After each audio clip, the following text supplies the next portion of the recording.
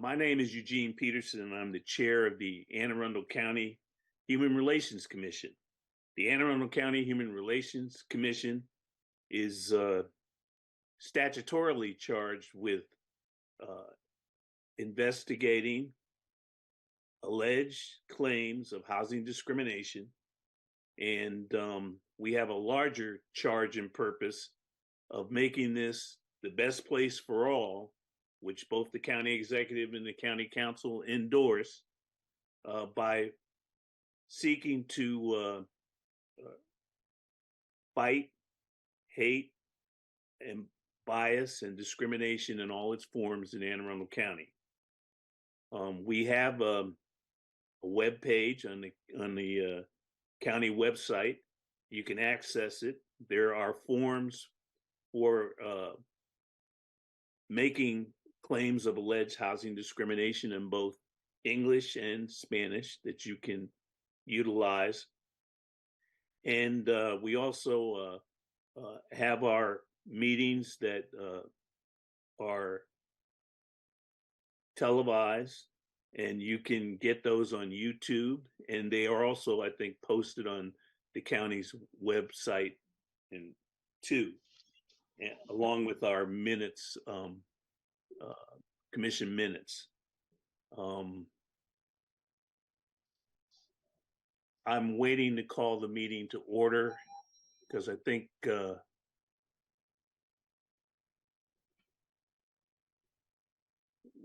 wait and see if we get a couple of more commissioners, because at this point in time, I think, Madam Secretary, we are at 11, so a quorum would be 6, correct? Yes. All right.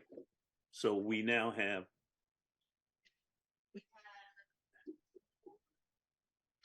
I think we have 5.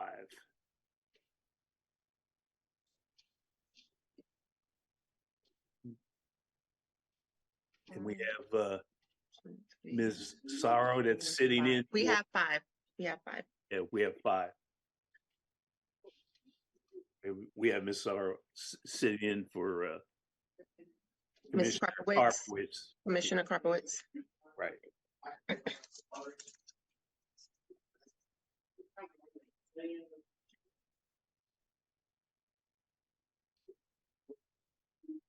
Wait a couple of more minutes.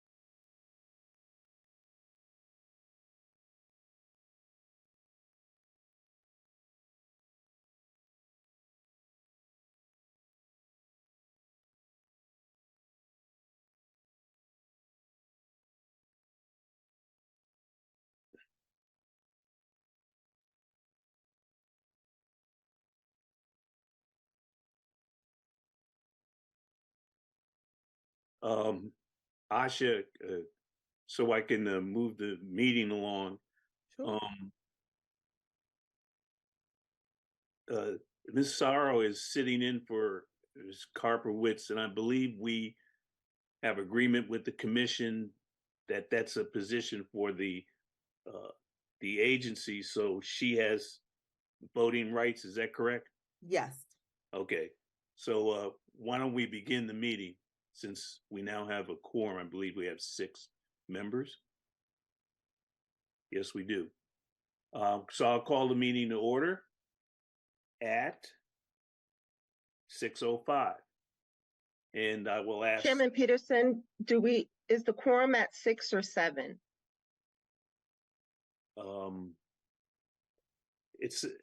aren't we at 11 members?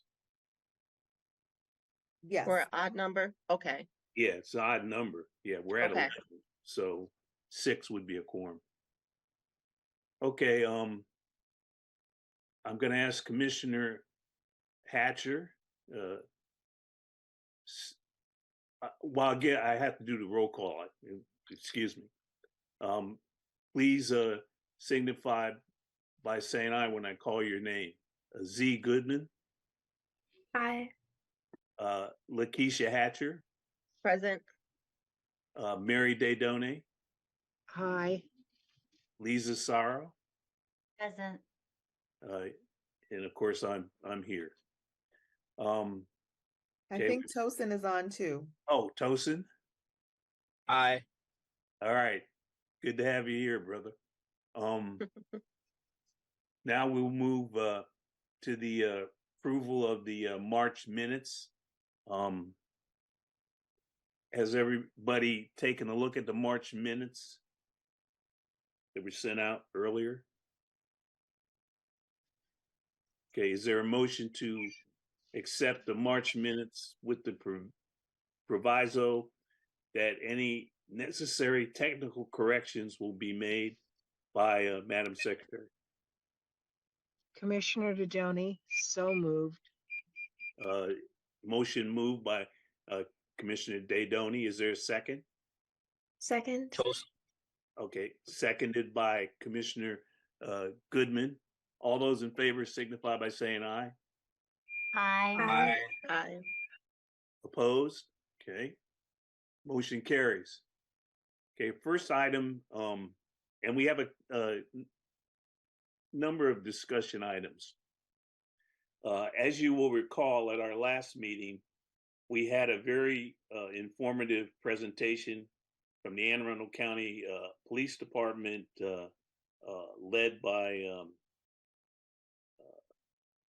Deputy Chief Goodwin and several other members of the police department, talking about hate bias incidents, how they're categorized, what data that the Anne Arundel County Police Department differs somewhat from what is required by law, and what specifically, and I think we either have that information or will be sent out to us, what specifically the state constitutes as a hate crime, because there's a very specific legislative language on that. We talked about the dashboard that's on the county website that citizens can access that has information on these incidents. And we talked about the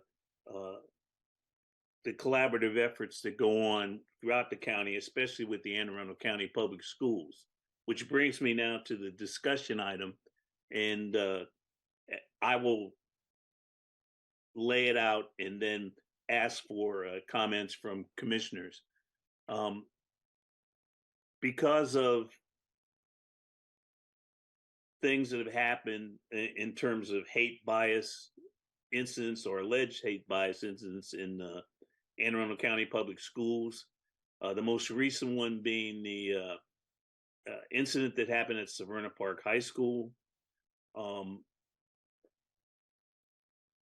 We thought it would be useful to have a potential Anne Arundel County Public Schools presentation on hate bias incidents that occur in the county school system.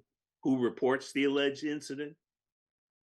Are there teachers that report this? Does the principal, the assistant principal, individual students, safety resource officers? How is this done? And I'm sure that in a lot of instances, the safety resource officers are involved when these occur. What kind of collaboration occurs with the Anne Arundel County Police Department? Is the data transferred to the police department? I believe that it is, because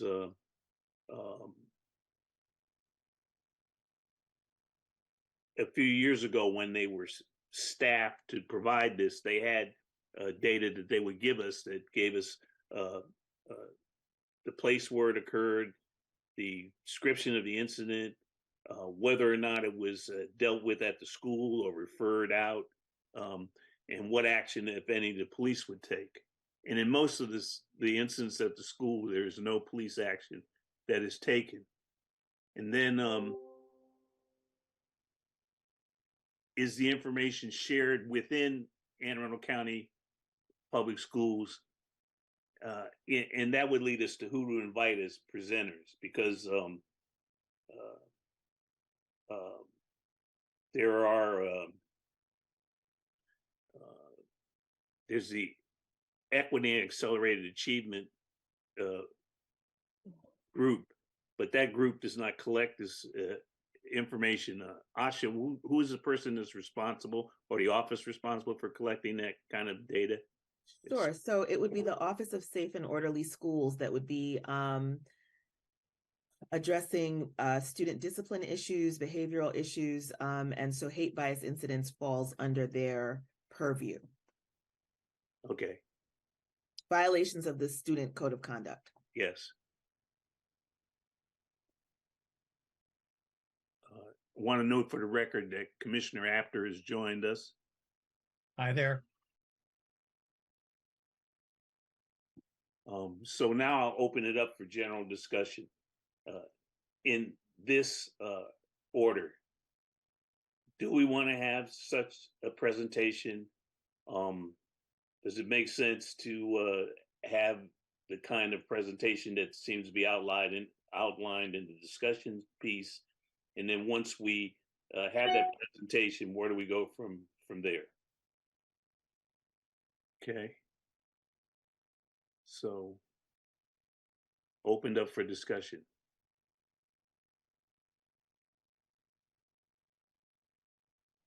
I definitely think that there would be value in having that sort of presentation and having the breakdown like we did with the other hate bias data, especially given the event at Springer Park High School and other events that have occurred. It's an ongoing issue, and so I think looking at the data and understanding it and then kind of deciding how to proceed. Thank you, Z. Any other comments? I agree with that completely. I think it would be good as someone who is relatively new to this board or commission. I think it would be really helpful for me to know where the data is coming from, how it's compiled, and how it's used. Actually, I think it would be very helpful for me personally as well. Any other views from other members of the commission? So my underlying view is that we ought to get more involved with issues where we have the clout to do something about it. I don't think we have any clout at all with school issues. And, where we have clout is with rental, housing and, various and sundry kinds of inappropriate behavior by landlords, etc. Yeah, we'll I have that item, as you can see, Commissioner. Oh, yeah, I realize that, and I'm not trying to stop. I understand that, and I understand your position on this, and I welcome that kind of input, and wonder if since this is raised as a discussion piece, what other commissioners feel. I think that'd be good to hear some response to that.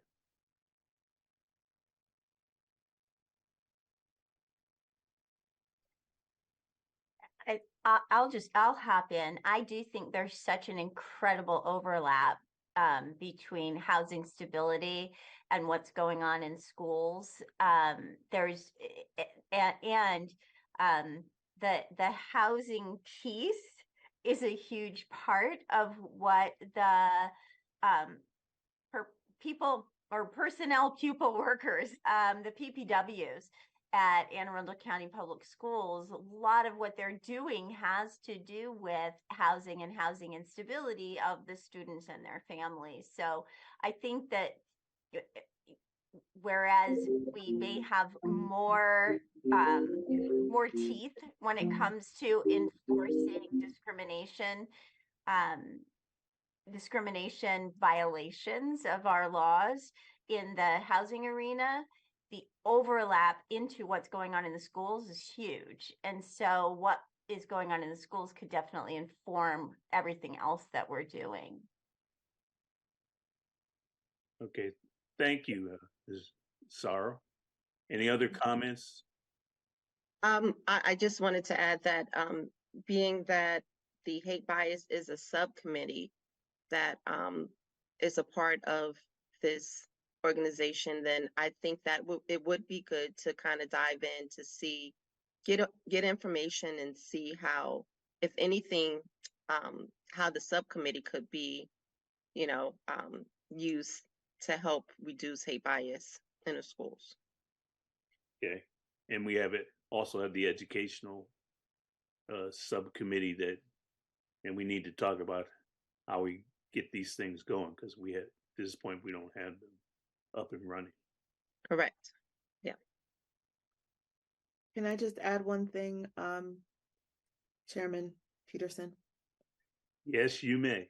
Okay, I would add that I think that the commission has a little bit more clout than it thinks. Sometimes we may not be able to, or the commission may not be able to penalize folks necessarily for engaging in inappropriate conduct with respect to hate bias incidents. But I think one of the things that it might benefit the commission to look at is when you have information about trends, what do you do with it? Because I do think that that's one of the commission's charges, right? Is to look at the climate, and what you can do as a commission to foster better relationships between communities.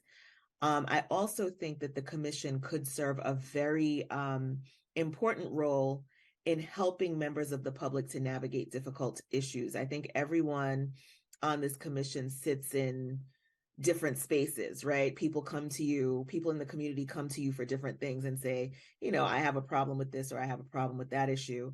I think just anecdotally, our office, the Office of Equity, Diversity, and Inclusion, meets with the LGBTQ plus coalition and WISE. We meet monthly. And in one of the most recent meetings, there was a significant question about the data that the school system has regarding bullying incidents and hate bias incidents. They kind of want to know where it is. How do you know what's going on? How often is it updated? Is it public facing? These were some of the questions that they have. And I think commissioners can serve as resources for answering some of those questions if they have the answers, right? So there is a benefit from a public education perspective for this group maybe hosting that presentation so that other members of the public, like, for example, the coalition, could participate in the meeting, watch the meeting and get that information. So that would be, so I understand exactly what you're saying, Asha. That would be more extensive than the discussion of the hate bias incidents. We would have that, and then there would be a larger discussion. Well, I don't know that we need to host a discussion. I'm thinking, though, that if we let some of these other organizations know that the presentation will be happening during a particular meeting, they can, log on and get some of the information that they would like. Okay. So that would mean letting people know that we're going to have this AACPS presentation and linking with them. Okay. Right. Gotcha. Any other thoughts, comments? Okay, I think the general consensus, I believe, is that we should talk to the school district and ask them to gear up, maybe if not next meeting, maybe the meeting after that, for a presentation that would address the items that were listed in our discussion piece and any other items that they wish to discuss in terms of the data that they get, what happens to the data on these kind of incidents, how forward facing or public is this information, and what additional steps could outside actors take to improve the general conditions in the county. Again, trying to reach the goal of making Anne Arundel County the best place for all. Any other comments on this, or we can move on to the next discussion item? Yes, this is Mary DeJoni. That question is frequently asked, and those of us who know the answer frequently answer it. But I will tell you that the Anne Arundel County Public Schools webpage under Board of Education reports is where the monthly bullying and bias reports are supposed to be stored. And when I looked there last, they only had 1 month's worth. They're supposed to be archived and available publicly. And I know that Mrs. Jackson was working on ensuring that the historical data were put in place. The question is always asked. The answer needs to be known more broadly than ask Mary, or ask Dr. Gillens, or ask Mrs. Jackson. And if we host AACPS, I think that Mrs. Jackson and Dr. Gillens are likely to be interested. Dr. Gillen's office will be moving under a different branch, and I'm going to assume that the person she'll be reporting through is going to be interested. And I believe that it would not be inappropriate to ask Superintendent Dr. Mark Bedell to join us, because he is really very rigorous about data. And he's been through this, and he's closely involved. He's on the national board of SROs. I think it would be very good to ask him, and I hope he can join us. Good input. Points well taken, and we will certainly invite the new superintendent to attend the presentation. We'll ask his staff to make the request that he would attend the briefing they're going to get. I have his email if you need it. Okay.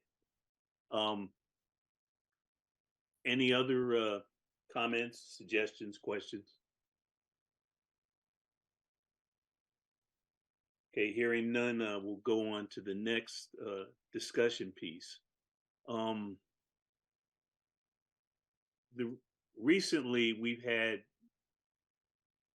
a number of disturbing hate bias incidents that have happened again at churches in Anne Arundel County. Asha has sent the reports to us. One has to do with the continued defacement and sometimes the taking, defacement and taking of a Black Lives Matter symbol flag at one of the churches.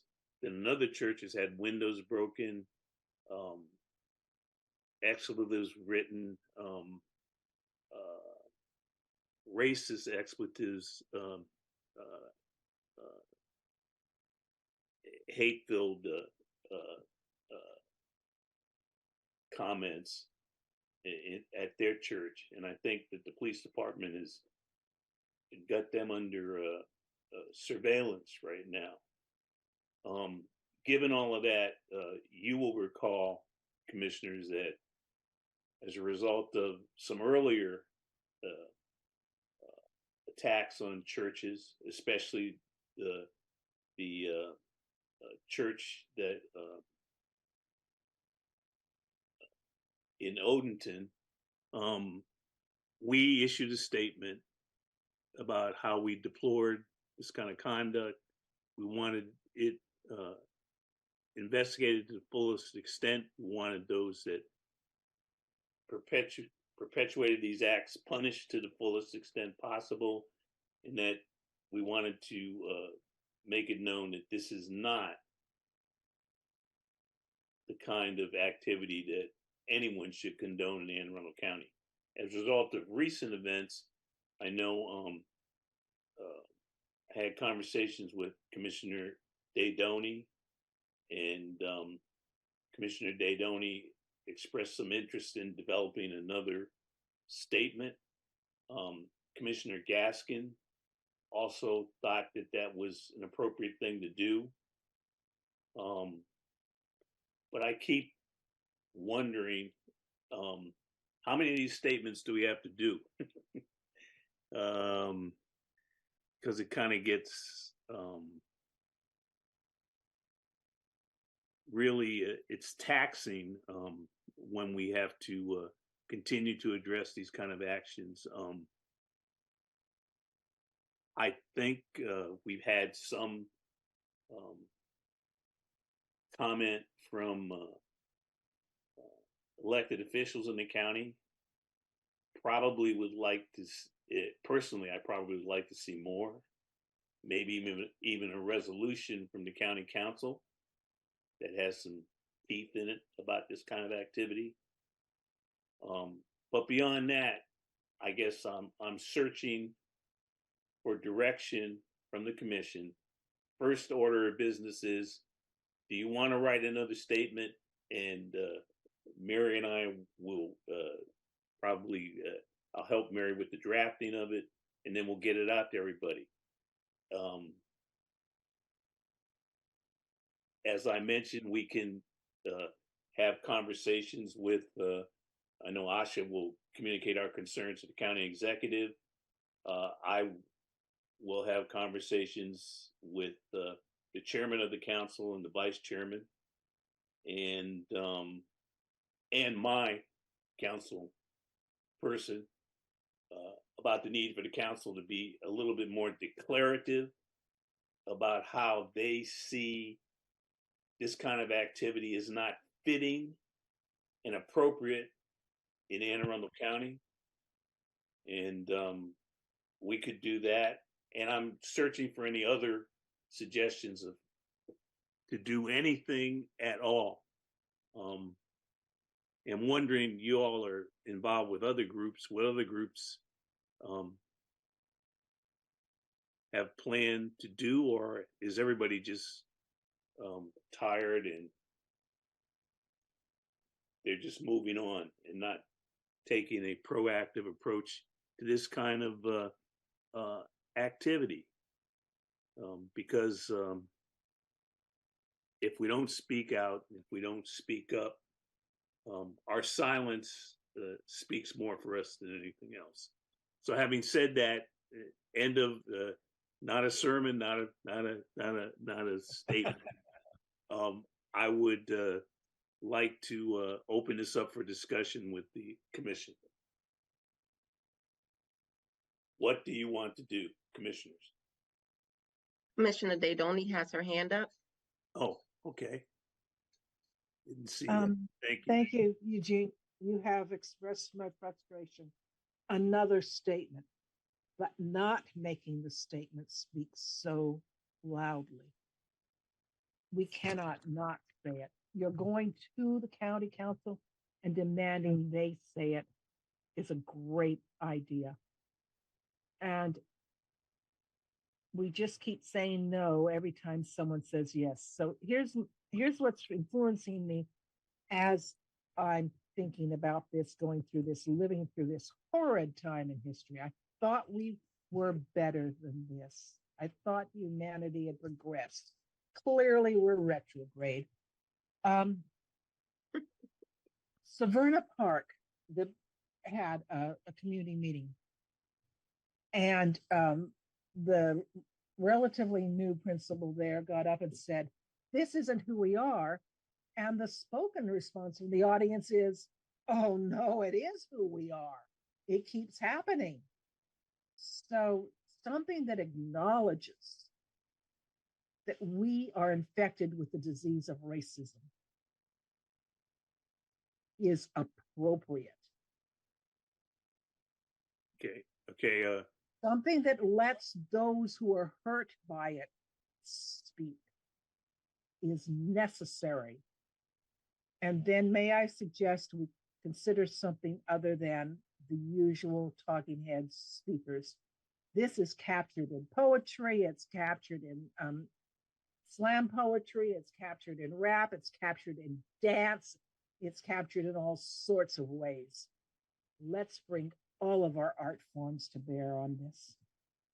Okay, my screen is frozen, so what I'm going to ask people to do is let me know that you want to.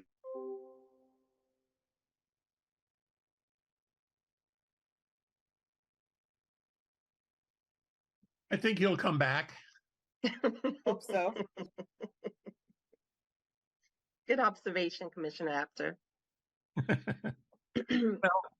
While we're waiting for him to get back, I would think that one of the things that we could and maybe should do is to, work with the police and say, where are these investigations? What's the status? How far have we come? Has anybody been, has anybody been caught? And if they are, how many out of how many instances have resulted in, people being brought to some kind of justice. In other words, not just more talking heads and not more, expressing frustration in different art forms, but, can we press the police to be more forthright in how they're investigating these crimes? So from the first incident that Aisha reported, I think it was New Hope. If it was around the New Hope incident, I think there were like two that happened a week apart. I reached out to Chuck Hurley, who is also a part of the hate bias committee from Annapolis. And one of the things that I had suggested was when these incidents happen, reaching out to the people that have been victimized and maybe, in speaking with them and possibly, because sometimes when you go through something, you have an idea as to, what could have been done differently, or, just suggestions, and just get some input from some of the, the public that's going through this, and maybe inviting them, because I think going back to what Commissioner Daydoni has stated, we need something that's going to capture people's attention. And a lot of people are visual, but also bring in real life stories to it. I know we all had probably had incidents where we've experienced something, and it will be very liberating to speak that, like speak what happened, speak how it affected you, speak how it affected the community. And maybe that can start up a stir for conversation, and conversation leads to action. Okay, so are you suggesting, Commissioner Hatcher, that we have a forum? I'm not. Well, yes. So my initial idea was just to reach out to people that have went through Right. a hate bias incident. And I know, speaking with you stated to kind of wait until investigations are done, and then maybe that could be the next platform. So I don't know how long an investigation takes. I don't even know if we will be it will be notified when the investigation is done, I guess they might just be more inquiring about, hey, where are we with this? But I think just reaching out to the community and getting some input from them. I as can well. I can check with the police department. I know HRO Smith can do the same thing, and find out exactly where we are with these investigations, and Okay. ask, if it would be okay, because I don't want to get in the way of the police department's activities if we went ahead and Correct. reached out to these folks. So we can do that, and we will do that. Okay. Okay. I just wanted to add, I think that that's a great idea. I know that the with respect to the Ark and Dove incidents, our Office of Constituent Community Engagement and Constituent Services, they also reached out to the alleged victims. Well, it's not alleged because it was captured on camera, so we know it happened, right? They reached out to the church just to, offer a little support and some resources. And I did make them aware that the commission was sort of reevaluating how to respond to these incidents. CECS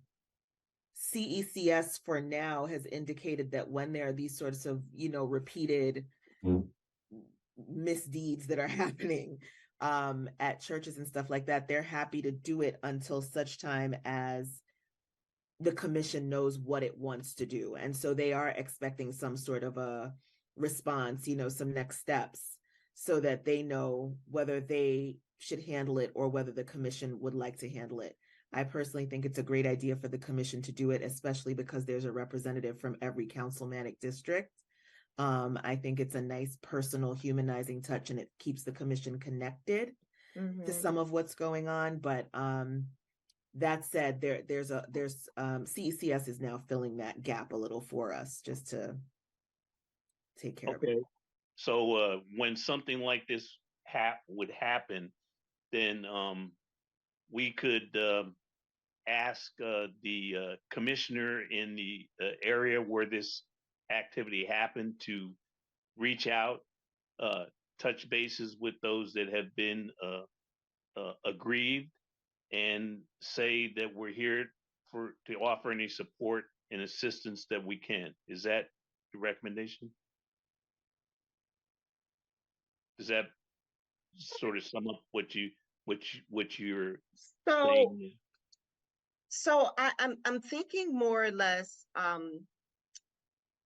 of having some not having it to where something happens and we immediately, but have it to where it happens, it's reported, we give time for investigation to happen so we don't intercede, but then in lateral to that, reaching out and maybe orchestrating like almost like a support group in a sense where we want to let them know that we're here, provide resources, but also start the strategy as to how can maybe they have some ideas as to how can we combat it. What are some things that they're thinking of, or just start that discussion. I don't necessarily know, one, if we have, even though we have representation from each district, if people have the bandwidth to be able to be as responsive. So I want to kind of be a little more set on into like when it happens, a group of us could go and reach out, but allow the investigation, like I know you were saying before, to at least start to take place. I don't have all the foundations, Chairman Peterson. I just know we need to reach out. Right. Get involved in the community. Got it. I think that what has been just said here in terms of Lakeisha and others is that I don't think we should wait until the next time a hate bias thing takes place, but we should kind of look at the ongoing, what are the hate bias incidents in this county in the last year, and ask, somebody representing the police to give a status report, and also bring in a very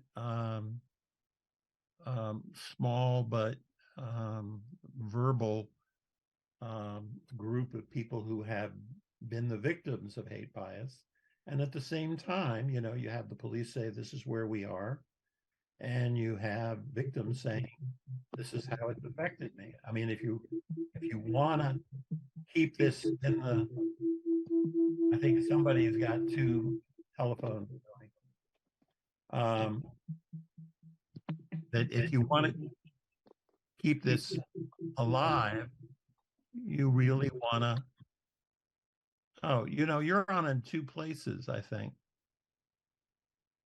You are. Wow, that was a glitch in the matrix. Eugene, you're in two. Why don't you hang up with one of those? How is that even possible? One must be delayed. Yeah, I don't know. That was him So do you trying want to to get turn back one into off, the pool. Eugene? Anyway, so I think from a PR perspective, intermingling a police report as to where we are and a victim's discussion of how it's affected them and where they are would be something that would draw a lot of attention to that particular meeting. I think should be at a regular time of our scheduled meetings. Right.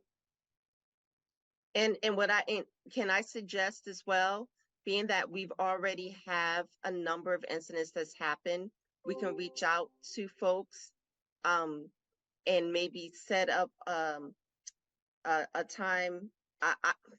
I'm almost like Commissioner Apter. I'm all about in person, reach out and touch someone. Maybe see if we can meet at the Annapolis Library and have a police representative come, see if we can invite some of the people that have suffered this terrible, terrible act or acts, and start a discussion, because the police then can probably provide more information. I know they probably already have, but it'll be a different environment, how to protect or how to make sure that, maybe some certain things, I don't know, but also, just as we said before, start the conversation and start getting some input from people who've gone through. Okay. And So and maybe, at some point we can have some type of community outreach where we bring people together to stand up against hate and bias, but those are things that we can talk about and see where people are thinking about that. So I'd like to offer into this. For about 2 years, I was the provider of Black Lives Matter banners. Before me, it was Rusty Vaughn, who's since moved to New Mexico. I gave my account information over to a friend of at Ark and Dove. They've had 3 banners destroyed in the last couple of weeks.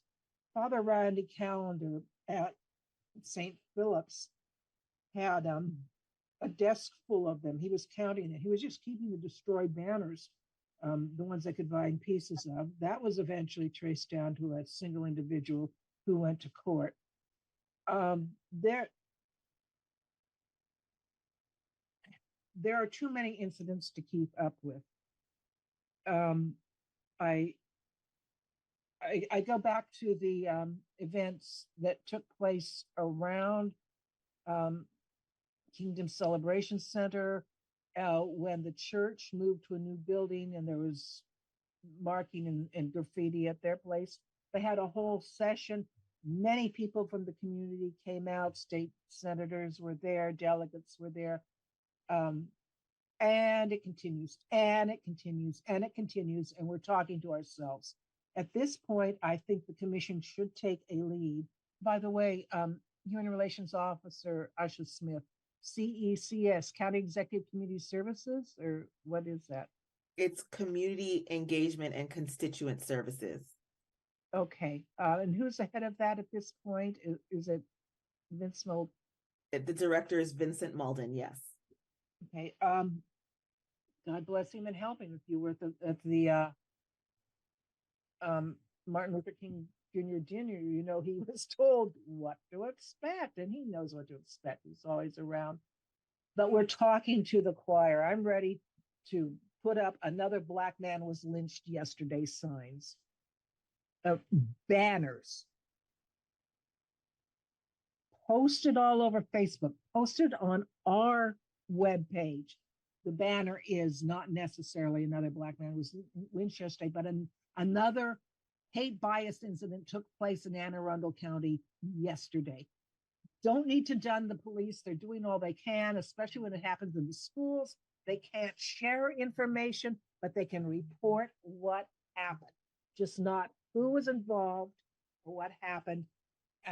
We kept it very alive, very loud, and it's the way of the community saying, we don't support this. This is morally wrong. Okay. Further discussion, ideas?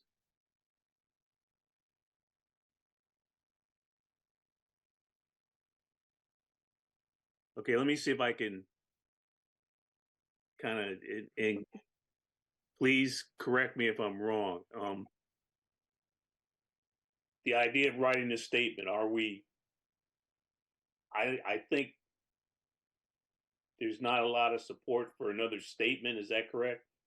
No, a statement needs to be, I think you have to, like Commissioner Daydoni said, if you don't say anything, then it's All right. just as bad. So Rather than simply make a statement in anticipation of an event that we're talking about. Right. A way of announcing an event. This has happened. This is terrible, and we're going to, the next Human Relations Commission meeting is going to bring in people who have suffered. It's going to bring in police who are investigating, and we'll see what the results are to date and have a sense of how it's affected on some people. okay, Not just kind of a statement for a statement. I got you. Sounds like a good way to move forward. Appreciate the input. Mary, are you gonna All on me. something Yes. like Mark is talking about? So that would be the first step. Then the next question is, and this would be something we'd have to consider. When would we'd have to issue invitations? So I don't see the meeting occurring at our next meeting. Maybe the following meeting. Does that make sense? That'll give us time to get our act together, or Why not? We can move that fast. The oh, activists in the county know that it is possible to put on a rally in less than 24 hours. We wanted a rally at People's Park tomorrow, we could do it. We can get a piece carved out of this meeting by next month. All right. Well, then, if we're going to do it for the next meeting, then I will need the draft statement by the end of the week. Yes. Okay. Number Who's one. gonna find verbal people who have been harmed by this that's something that we'd ask Asha to do? Okay, let me address that. Asha, you have the contacts of those folks, is that correct? I have the police reports. Yeah. So yeah. Okay. Can you forward that information to me? How many people will we have to contact? Or institutions will we have to contact? A zillion. So here's the. We only want 3 or 4 at the max. I think that's what I would suggest. What Commissioner Apter is saying is that perhaps we skim and look for the incidents that are either egregious, repeated, course of conduct. So for example, Ark and Dove, with the vandalism. Then let me ask this. Go ahead. Who on the commission, besides Asha and I and Mary and Lakeisha, wants to take on the responsibility to, once Asha gets that information, takes an initial culling down, work with Asha, and then reach out to these individuals? Who's going to sign up for that task?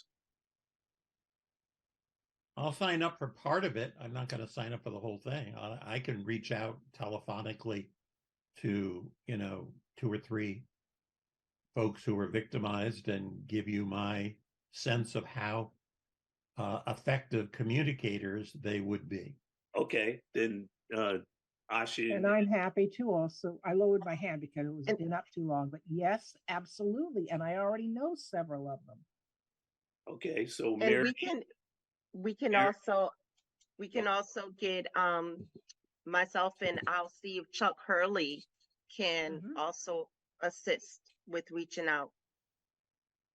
Well, I think if we got a lot of cooks in this. So Okay, I'm a tap. I'm thinking that if we have Asha, Mary, and Mark working on it, getting this organized, then Mary and Mark would be the ones to do the outreach. Is that okay with everybody? Yeah, Yeah, and I think Asha should just ID, 6 individuals that she thinks are most likely, and I will contact 3 of them, and somebody else will contact the other 3. Mary would contact the other 3. Does that make sense, Asha? Yes. Okay, so we got that agreed. So I'm thinking that activity will have to occur next week. So we'll put that on our agendas for next week, and then we'll make sure. May I ask a question, Chairman Peterson? Yes. If we shoot for the next meeting, do you think we will have enough time to orchestrate like a time and people? I think I don't know if it'll be if it's enough time. Do you all think it's enough time? I know what Commissioner Daydoni said, that a rally can happen within 24 hours, but I just don't want it to feel rushed or. My understanding was that this would be a Zoom invitation, and we would not have an in-person meeting. So we get the information out. A lot of you also are tied into activist groups. You can get the information out to them, and it'll be on our web page, and it'll be on our agenda. Agreed. Okay. Thanks. Yes, Commissioner, after you were going to say something. No, I was doing 2 things at once. Okay, that's fine. Not a problem. Right. Not a problem. Can I ask a quick question while we're here? Yes. Just so that I understand the proposal, because I would want to make sure that I get authorization to, someone knows the plan, authorization to share personal information, et cetera, et cetera. So the plan is that at the next meeting time, or in the next meeting, I feel like I heard a little something about a rally potentially, and then I think I heard something about a meeting. I think we were just talking about that it was conceivable to do that in 24 hours. I don't think anybody was suggesting we rerun a rally. No, that's out. Okay, so during the next meeting, the proposal is that you would ask people who had been personally affected to join the meeting. We would be looking at maybe a group of 6 people who had been in incidents, just to talk about their experience. Yes. So that the public has an opportunity to hear about some of the incidents that we are aware of, Right. because they've been coming to the police. Is that right? Yes. And we'd Okay. also invite the police department. Not necessarily 6. We're reaching out to 6, but Right. you know, I think we can easily say, well, who are the 3 of those 6 that would be the most effective spokespeople? Okay, that makes Okay. sense. All right. And then we'd have the police department represented, probably Anne Arundel County Public Schools. And we have an interfaith council. I think we should probably invite them to this, make sure that they know that this meeting is occurring. I would like to suggest we get in touch with the Racial Reconciliation Consortium, RRC. They had their first large meeting last week. I think it was Thursday of last week. They were very good. They've got a number of churches involved in talking. Okay. I mean, I'm a little bit reluctant to say, are we inviting these people to watch? Are we inviting these people to be spokespersons? And I think that's too many spokespersons. They're not spokespersons. We're inviting them to listen in on the meeting. Fine.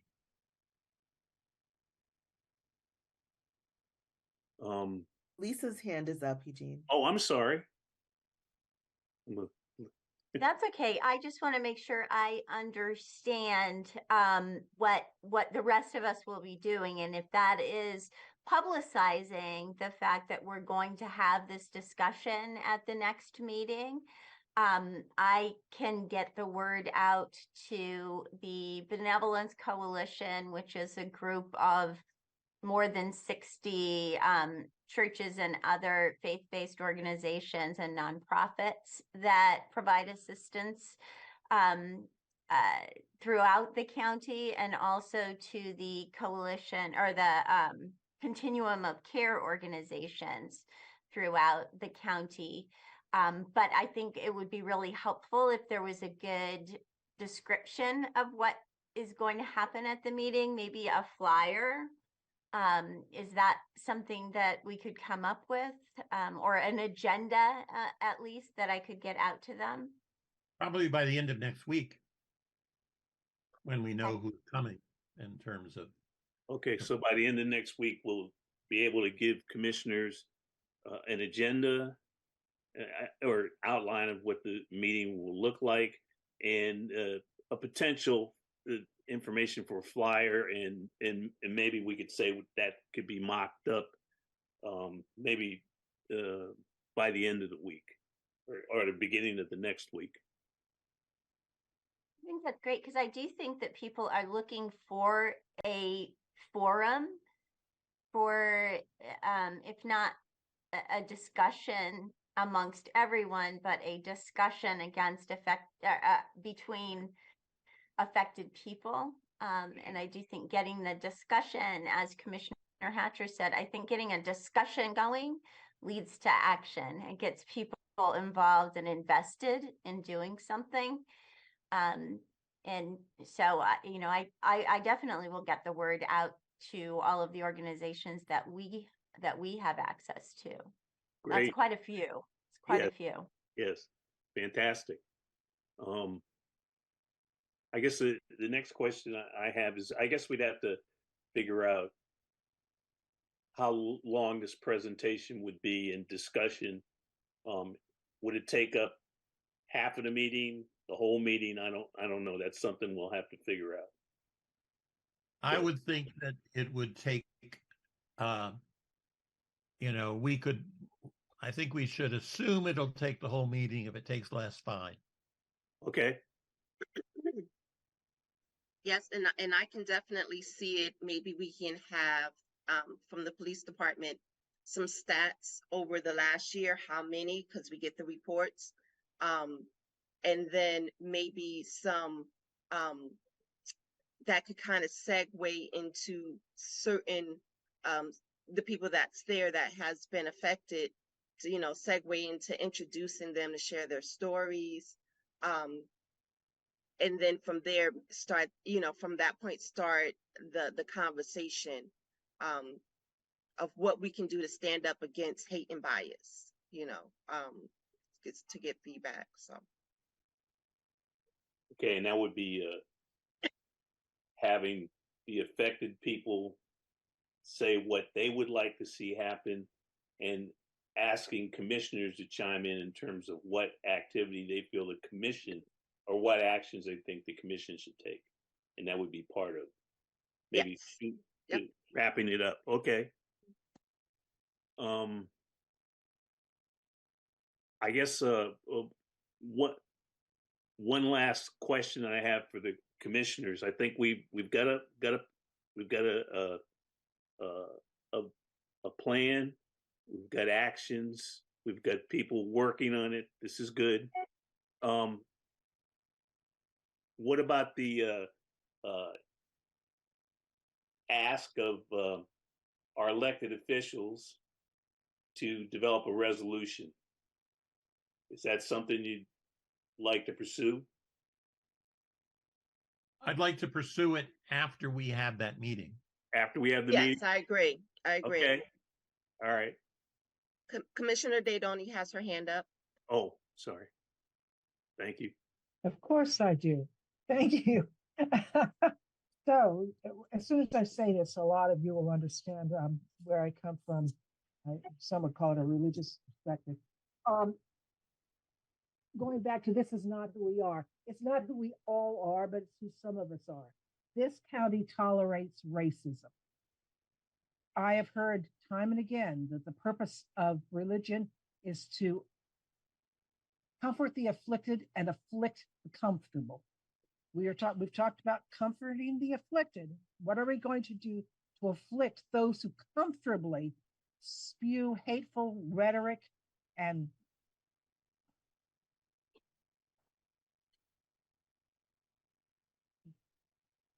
disrespect and damage comfortably, safely? The fines are minimal, the capture rate's minimal.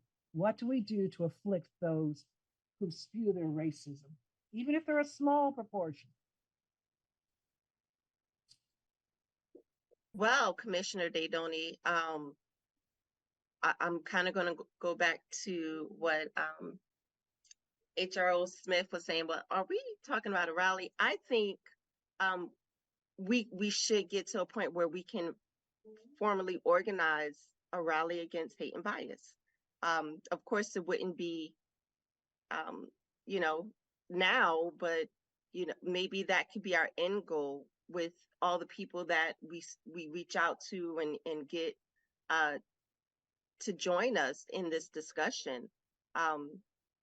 There has to be a way where we can show we're a unified front, and that in numbers, our love is more than the individual hate crimes that that happen. So that I don't know if we have anything that we can do, as a commission, but I think we can organize something to show a difference. Good point. And I think in that regard, once we have this presentation at our next meeting, once we formally ask the county executive and the county council to propose a resolution condemning this kind of activity, they can write it, they know, and make sure that we hope that would happen. Then I think we could reach out to partners to maybe not say fight against this, but fight for love triumphing over hate. It would be the way I'd like to state it. And that would mean reaching out to the county NAACP, Caucus of African American Leaders, United Black Clergy, the group that Mary talked about that's working with clergy, our interfaith council. There's a student council, county. It's not a commission. I think it's a student council or student commission. County, sponsored by the county. Reaching out maybe to our friends in the library system. But we'd have to come up with a list like that. And then they could help us push this information out to the community. But that would then involve, I think, a planning group. We'd have to have a couple of meetings and discuss how we're going to do this, come up with the plan, let the commissioners know, and then the commissioners could see that all commissioners could see we're reaching out to these groups. And so then we'd say to the commissioners, and if there are any other groups that you're involved with, please reach out to them too. And that would be how I would envision this would occur. This countywide action stating that love always triumphs over hate.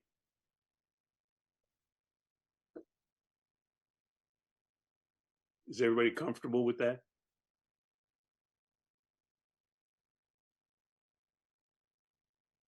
Hearing no further discussion. Is there anything further we want to do about on this activity? Looks like we've got a plan. Okay.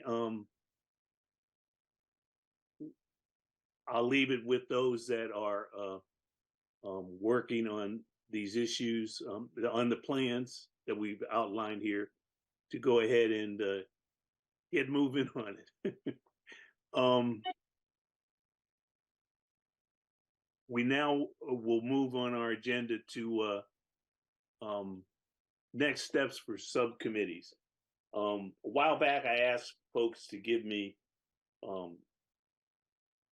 their additional recommendations for committees. I got one from Commissioner Apter, which we'll add, which will be a communications committee that would work to ensure that anything that we do of a public-facing nature and things that we do in general in terms of the statements that we issue, et cetera, go through this committee. So we will add that. And I guess I'm going to ask everybody again, and I apologize for this, to indicate to me two things, which of the existing committees that you're interested in, and if you have an interest in chairing that committee, because somebody's going to have to stand up and raise their hand and say, I want to chair this committee. And I think so far, Commissioner Apter is interested in the Communications Committee, Commissioner Daydoni, the Education Committee. I think Commissioner Agbula sent me an email on his interest, but it's escaping me at this point in time. Tosin, you were interested in being involved with which committee? Do you remember? Yeah, I was going to support whoever needs support in any of those subcommittees. You were going to say that again? I said I was willing to support anybody that needs support. Okay, all right. So you'll fill in on any committee that needs support. Okay. Yes. Thank you. So anybody else, and I'll send out an email to this effect, that I want to know two things. One, what's your interest in these committees? And we have the addition of the Communications Committee, and then and I'll list the committees, the subcommittees rather, and then any interest in being the chair of that subcommittee. Is everybody comfortable with that? Okay. Lisa has her hand up, Eugene. Who I has it? just want to remind you, I think we were going to have a housing subcommittee, and I Yes. said I would do that one. Okay. I apologize for that oversight, but yes, you did. And thank you for doing that.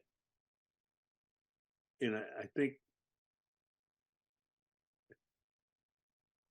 we might have had I house. was also trying to encourage this group to go back to meeting in person, or at least have a blended kind of meetings. Right.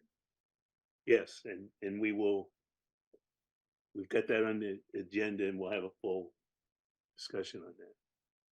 This week, now, or some future It's time?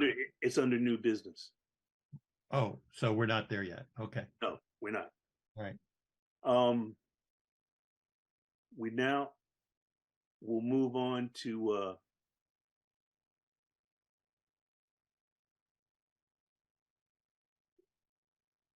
the report from our HRO Smith. Yes, hello, good evening, everyone. My report today is going to be very brief. The first thing that I would like to bring to everyone's attention is that in partnership with ACDS, we're hosting a homeownership expo on Saturday at Van Bocklen Elementary School. You all, I think, were notified about it. You should have received the flyer.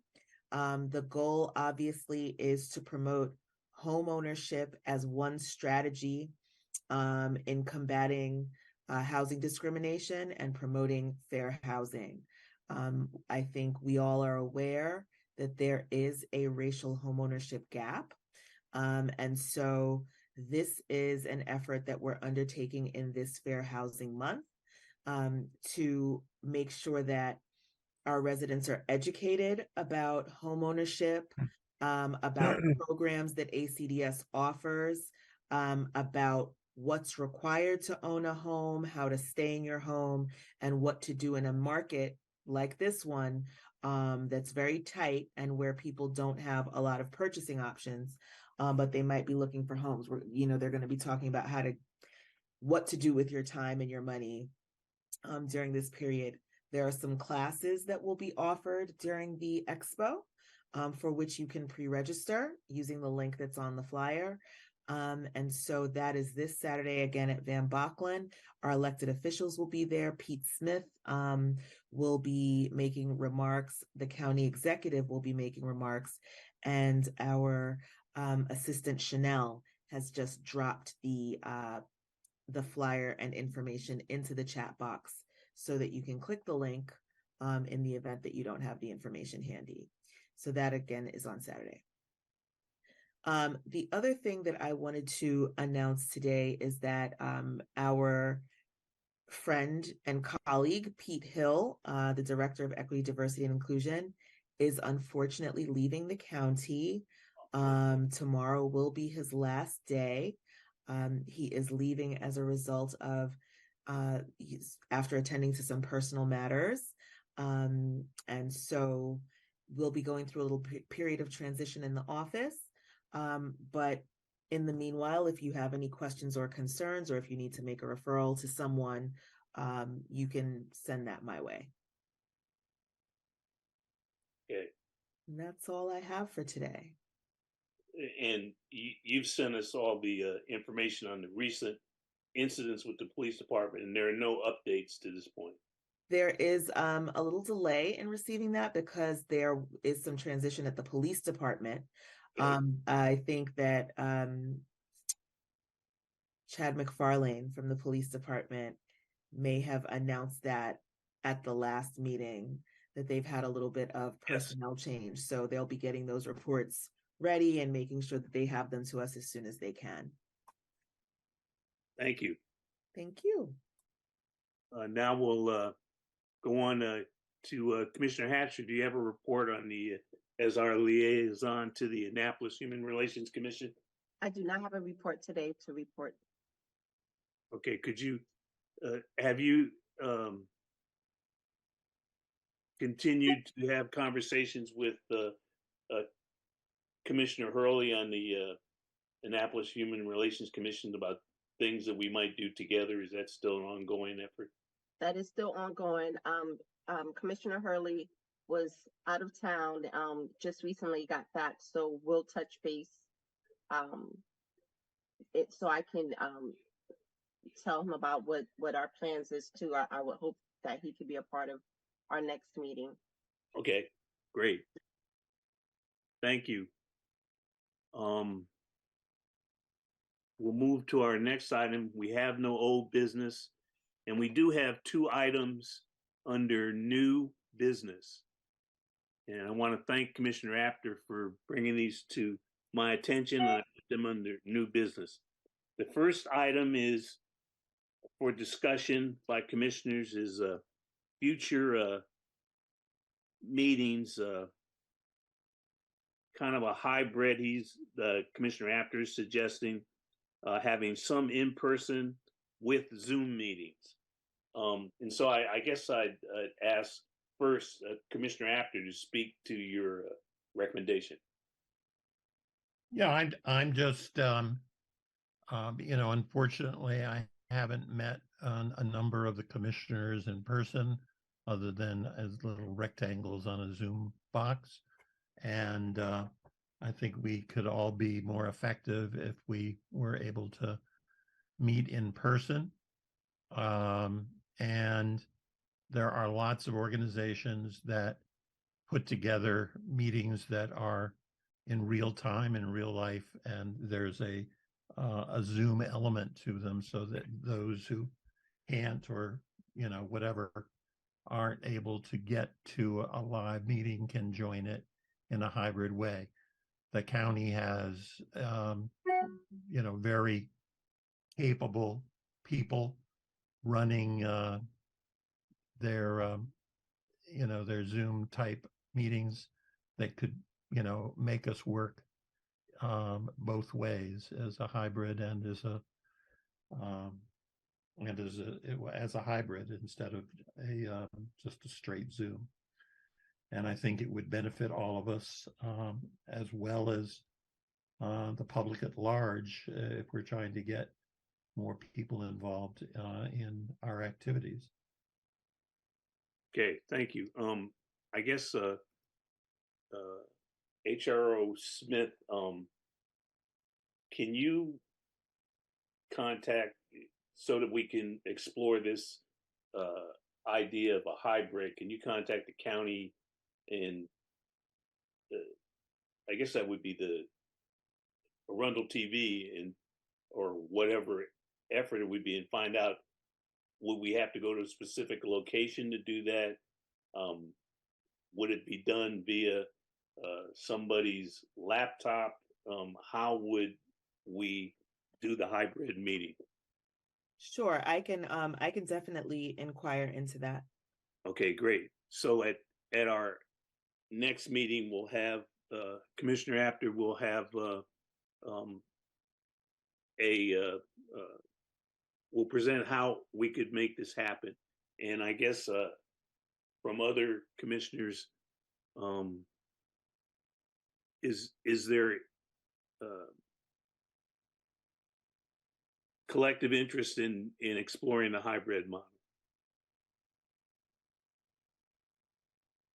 I'm interested. Okay. Are you all interested? You can. Looks like everybody is pending the feedback from HRO Smith at the next meeting. So we will work to have both Zoom meetings and a hybrid Zoom in-person meetings, and we'll sprinkle them once we figure out that we can do that.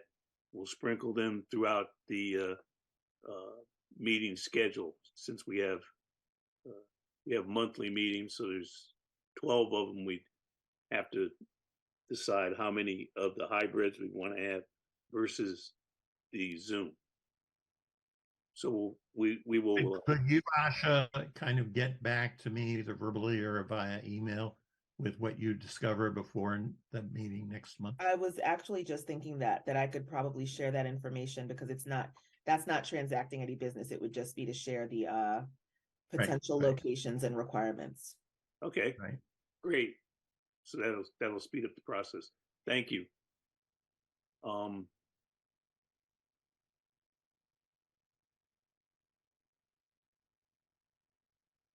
Commissioner Apter, could you go ahead and address the second item that you had focus attention on discrimination in housing?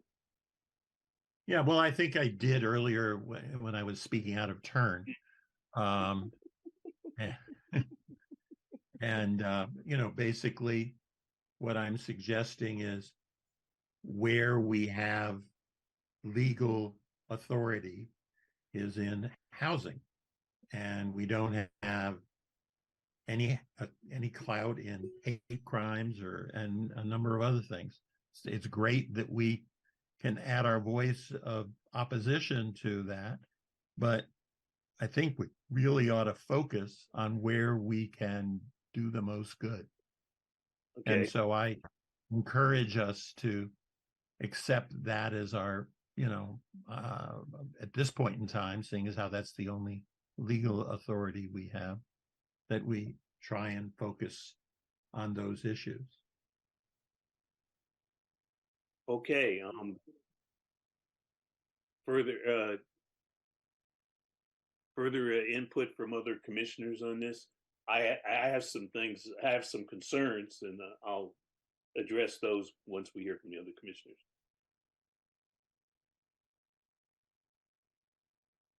Okay. One of the problems I think we have is we have a statutory requirement, but it's an unfunded mandate.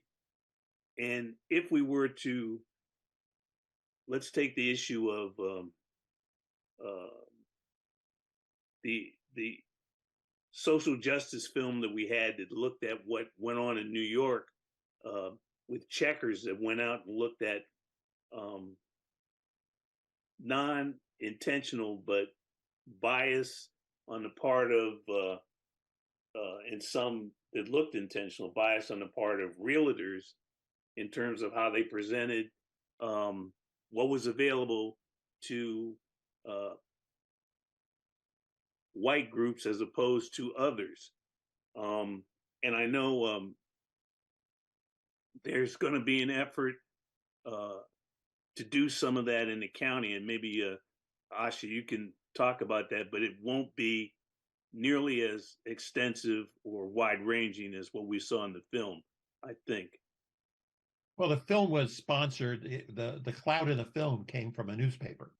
So if we were able to encourage the Washington Post to do a similar kind of investigation, we'd have as much of a, we could have a lot of clout. So just because we don't have any financial underpinnings to speak of at this point, we're never going to get financial underpinnings if we don't show a need.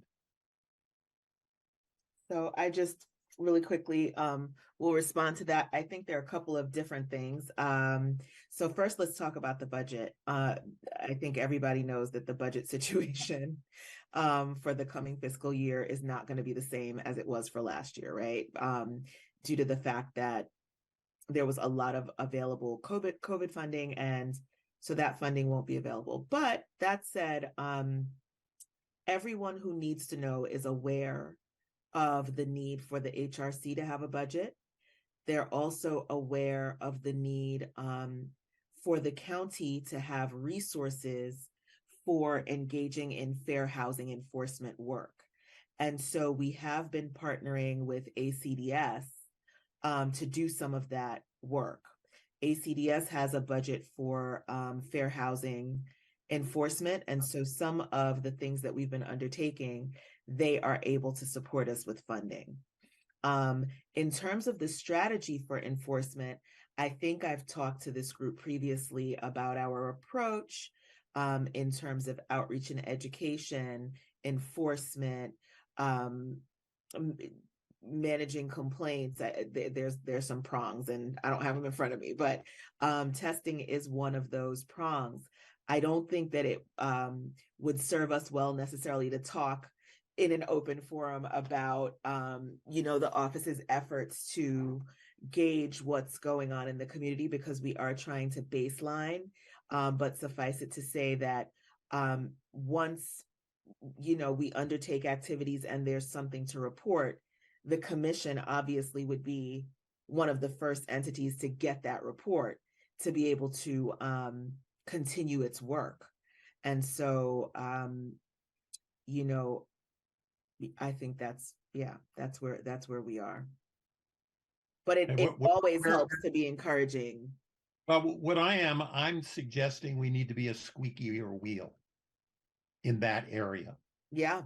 We aren't any kind of a wheel in that area. I don't think any realtors know about our role, authority. We don't, people who are poor and assisted housing don't know who we are. We're just not there, and we need to become a squeaky wheel. Or we're never getting with that.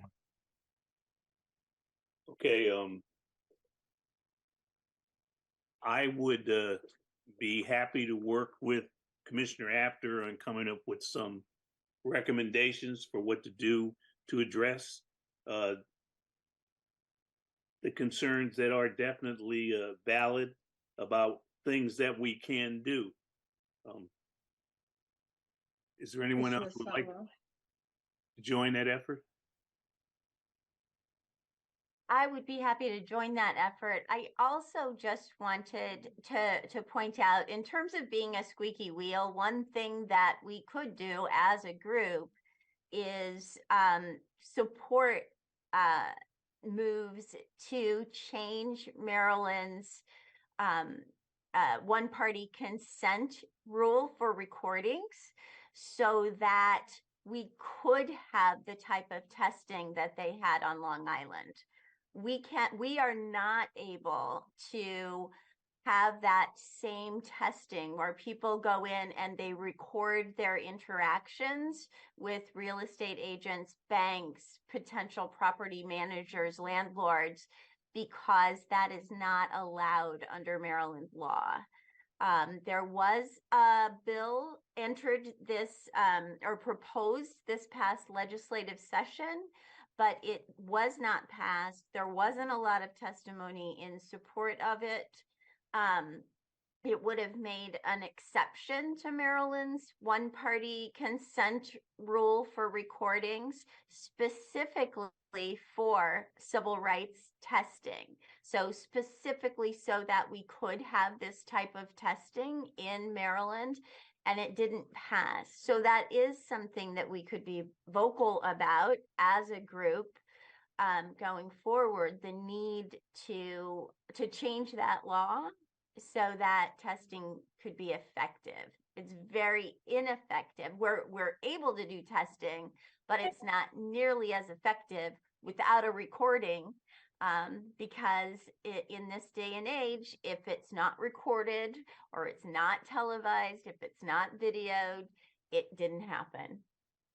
So it's very hard to prove with testing. So that's a great idea, Lisa. Do you know who introduced the bill and what groups are for the bill? And could we sit down with them and strategize for the next session? Absolutely. It was Senator Sidnor's bill. And I can't remember if he had any co-sponsors.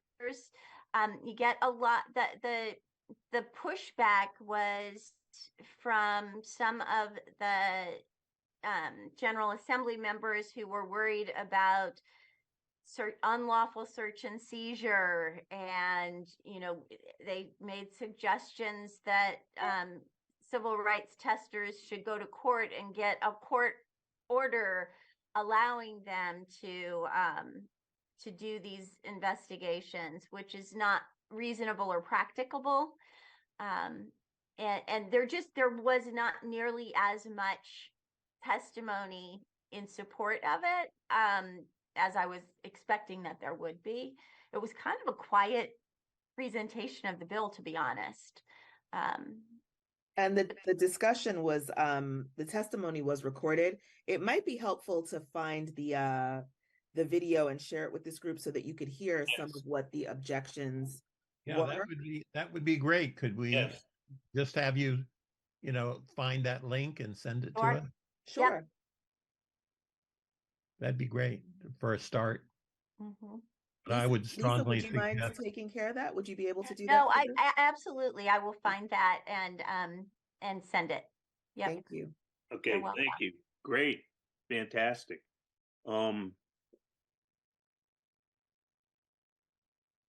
I think that in addition to getting the tape, Asha, can you get the legislation from last year, the bill, and send it out to the commissioners so we see who proposed it, who co-sponsored it, through Randy and that kind of thing. Sure, I have it available. I can send it to you. And then we could get to our delegation and ask them why they weren't on board. Okay, that's something we could do, and we could work with other of our partners. Can we get a hold of the Long Island newspaper film so that we could share it around and use it as a way to I'll share the suggest name what- of it and a link in the chat. Great, thanks. Great, fantastic. Any further discussion of these items? And again, I really want to thank Commissioner Apter for being steadfast and continuing to push us to address some of these issues. And good work, Mark. Really appreciate it.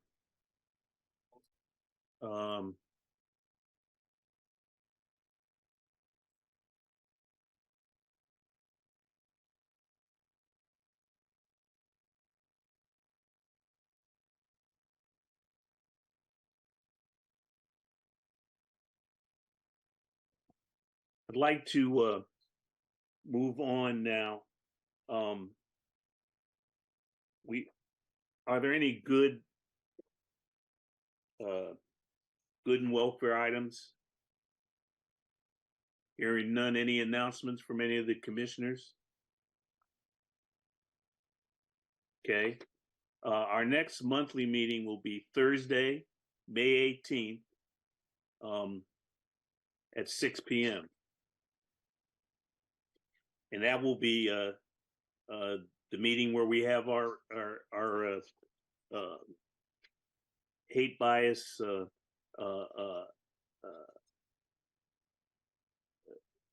discussions with those that have been impacted and with the police department and others. Okay, any member of the community that would like to attend this meeting should go to the Human Relations Commission section on the county website for meeting information and for more information pursuant to the Maryland Open Meetings Act requirement. I now entertain a motion to adjourn, which is a non-debatable motion.